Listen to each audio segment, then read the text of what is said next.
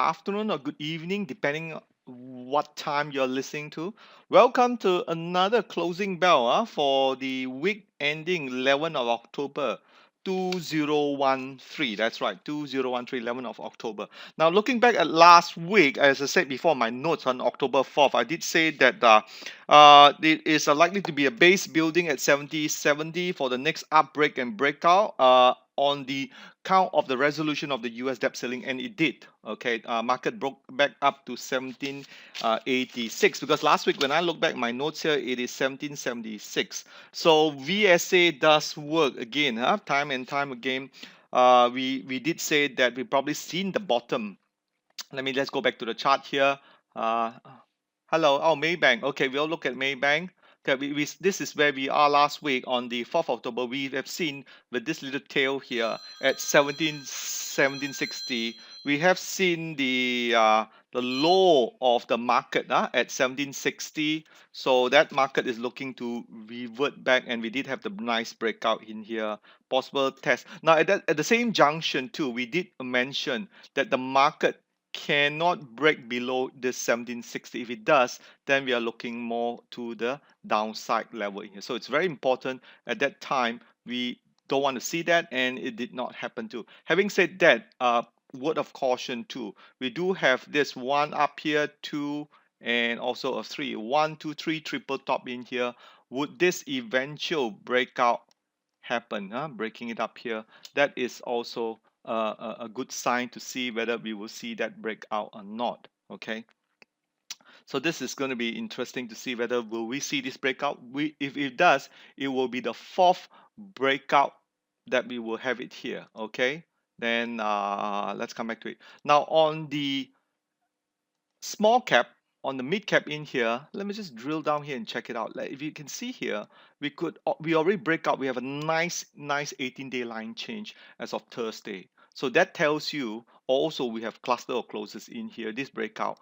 From a small mid cap, that's what we're seeing a lot of our PWC counter. The PWC counter stands for penny warrant counter, seems to be breaking up a lot of those. If you run your filter, the VS filter, some of them should pick it up and break up the new high. And we are looking for a very positive fourth quarter of the year, which is very positively going in there. Okay, so that's in short what we're reviewing back in here. Nice pop up, as I said before, this nice breakout in here. Pay notice of this.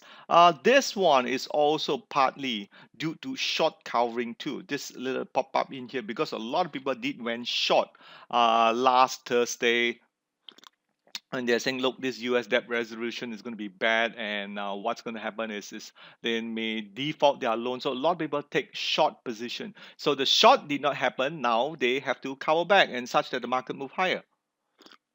So that's how simple it is. Markets tend to move in it. Now that is. Let me just get back to a weekly chart. A weekly chart will probably tell you a better story. What's going to be happening here?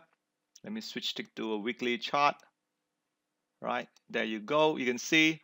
Let me just refresh this again, and hopefully I don't get that long tail. Oh yes, it does. You see that this is a nice base building in here.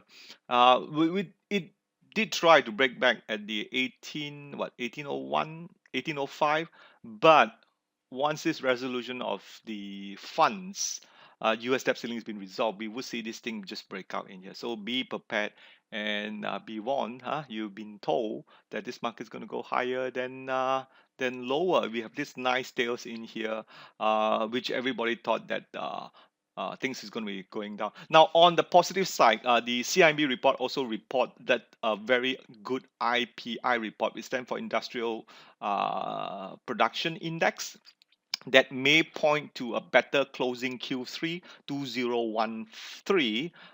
So that I don't not too sure when that Q3 report will be released. So that Q3 report is going to be positive, showing more traction into the GDP economy. So somehow this already been currently been priced into the stock market. So that's why we're seeing that I'm pretty positive that the market's going to break back to 1810 and more onwards. So take position if you have not.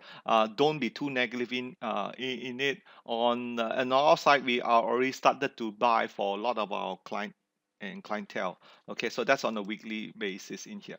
Now let's go on to the foreign chart, as you can see, foreign chart wise, going back to this, you will know that the red represent the 5-day rolling average, which is actually moving to the negative territory, and also at the same time the blue, which is the daily net buying by the foreign funds, has also slowed down, moving to negative territory. They are so-called, they bought on the first week of September, where the news that they anticipated that the tapering was off, and they lightened it off because of the U.S. debts. But I do potentially see them coming back. They did not leave a lot anyway. If you compare this amount here on the end of August, around 300 to 400 million, and the amount at October, you would definitely see they were definitely more selling towards the month of ending August, beginning September, compared to what's in the early October. So that's only very light. When they do come back, they will buy. I can tell you that.